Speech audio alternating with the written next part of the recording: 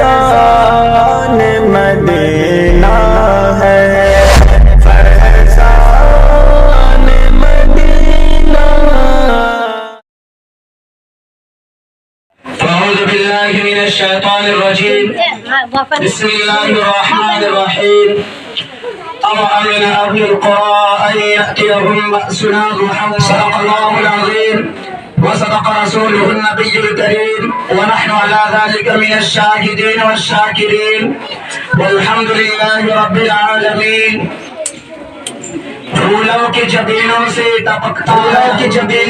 ٹپکتا ہے لہو کیوں، جب بھی کبھی کانٹوں کی سزا ہم سے ہوئی ہے. ہم نے تو سینچا تھا کبھی خون سے گلشن، ہم نے تو سینچا تھا کبھی خون سے گلشن، کیوں باد سحر آج خفا ہم سے ہوئی ہے. لہو کے بارہ سے ہم نے اس زمین کو جو گلزار کیا وہ کہیں اور نظر نہیں آتی. یہاں مسلمانوں کے خلاف نفرت و عداوت، ظلم و ستم، مصائب و آلام کا سلسلہ آزادی کے بعد سے جاری ہے. جن مسلمانوں نے تحریک آزادی میں اپنی لہو سے مادری وطن کی پیاس بجھائی، جیل کے کوٹھریوں اور پھانسی کے تختوں پر آزادی کا خواب کے چمن لگائے تھے، ہندو مسلم یکتا کا چراغ روشن کیا تھا، انہی کو آج غدار وطن کہا جا رہا ہے، ان کو فسادات کے آگ میں جھونکا جا رہا ہے، اور بے گناہ مسلمانوں پر دہشت گردی کا الزام لگا کر سلاخوں کے پیچھے ڈالا جاتا ہے. نفرت و تعصب کی آگ لگا کر اس ملک کو خاکستر کیا جا رہا ہے. بہار کے تقریر کے شہنشاہ مولانا محمد اسرار الحق صاحب قاسم رحمت اللہ علیہ موجودہ حکومت کو للکارتے ہوئے اس دار فانی سے دار بقا کی طرف منتقل ہوئے، مگر ان کے الفاظ کو تمہارے دل و دماغ میں قبول نہیں کیا. الفاظ یہ تھے: کیا ملا تجھے نفرت کی فصل اگا کر، کیا ملا تجھے نفرت کی فصل اگا کر، محبت کی دو چار بستی بسا لیتا تو اچھا تھا.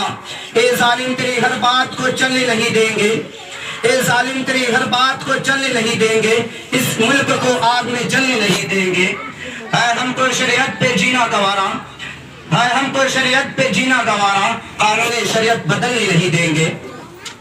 مگر آج ہم پر دہشت گردی کا الزام لگایا جا رہا ہے. ارے میں کہتا ہوں کہ دہشت گرد وہ ہے جس نے انسانیت کا قتل عام کیا، دہشت گرد وہ ہے جس نے انسانیت کی عزت سے کھلواڑ کیا، دہشت گرد وہ ہے جس نے ملک کے نافذ کیے ہوئے آئے اور قانون کو توڑ کر فساد کا طوفان کھڑا کیا. اے دانشوران قوم، ذرا بتلاؤ، کیا آزادی کے بعد مسلمانوں کے ساتھ انصافی نہیں ہے؟ کیا ملا ہمیں آزادی کے بعد؟ گجرات کے جلتے ہوئے مکانات، امرتسر کے جلتے دن و رات، جمشید پور کی جلتی و تڑپتی لاشیں، حیدرآباد کی خوش ریز، مظفر نگر کا دل دہلانے والا حادثہ، بھاگلپور کا لال آزار میدان، پٹنہ بخش کی خونزوئی داستان، آسام کے مسلمانوں کا جلا وطنی کا حادثہ اور بابری مسجد کی شہادت. ستم برائے ستم یہ کہ ہمیں غیر ملکی کہہ کر ملک بدل کرنے کی کوشش کی جا رہی ہے. ارے یاد کر اس وقت کو جب تم انگریز کی جوتیاں صاف کر رہے تھے اور غلامی کا توق تمہارے گردن پر پڑا ہوا تھا اور یہ ملک ہندوستان آزادی کے لیے ترس رہا تھا. تو اس وقت اس ملک کی گود میں پرورش کرنے والا کوئی ماں جلال اتنی جرات نہیں کر سکتا تھا جو انگریز کی حکومت کو للکار سکے اور دنیا کے سپر پاور طاقت کا مقابلہ کرنے کے لیے آواز اٹھا سکے. دیکھو دیکھو بے باکی کو دیکھو، سب سے پہلے جس نے آواز اٹھائی تھی وہ شیر دل انسان، انسانیت کا مسیحا، شاہ ولی اللہ کا فرزند شاہ عبدالعزیز رحمت اللہ علیہ تھا. آج اقتدار پر بیٹھنے والے ظالم منہ پھاڑے ہم سے یہ کہہ رہا ہے کہ تم اس ملک کے وفادار نہیں بلکہ غدار ہو.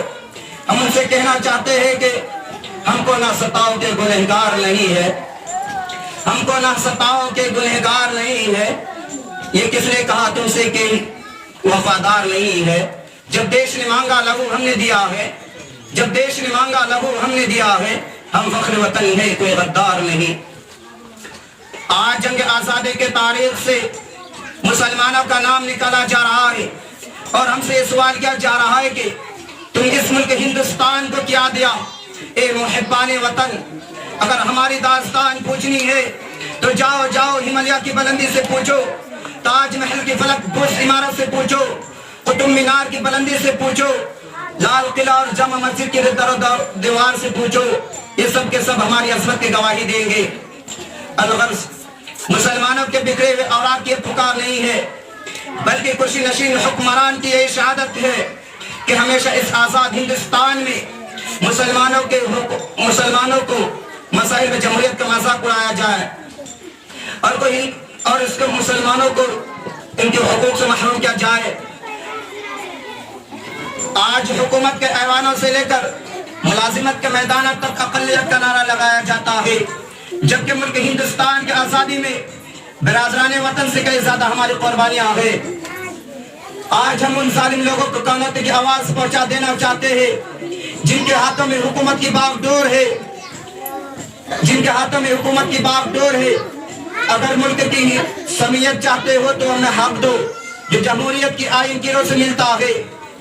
ہمیں مسلم پرسنل اللہ کی آزادی چاہیے، اس لیے ہم موجودہ اقتدار سے کہنا چاہتے ہیں کہ مسلمانوں کے حقوق کو پامال نہ کرے، ورنہ اگر مسلمانوں کا پیمانہ کا چھلک اٹھا، صبر کا پیمانہ چھلک اٹھا اور ان کے جیالوں کا صبر کا دامن چھوڑ دیا تو پھر تمہارے لیے آتش فشاں بن اٹھیں گے، پھر تم خداوند بن کر چھا جائیں گے اور تمہاری ساری طاقت ہوا میں اڑ جائے گی اور تمہاری حکومت بھسم ہو جائے گی۔ تکبیر کے نعروں سے دنیا کو ہلا دیں گے، تکبیر کے نعروں سے دنیا کو ہلا دیں گے، اس ملک کو خاطر جان لٹا دیں گے۔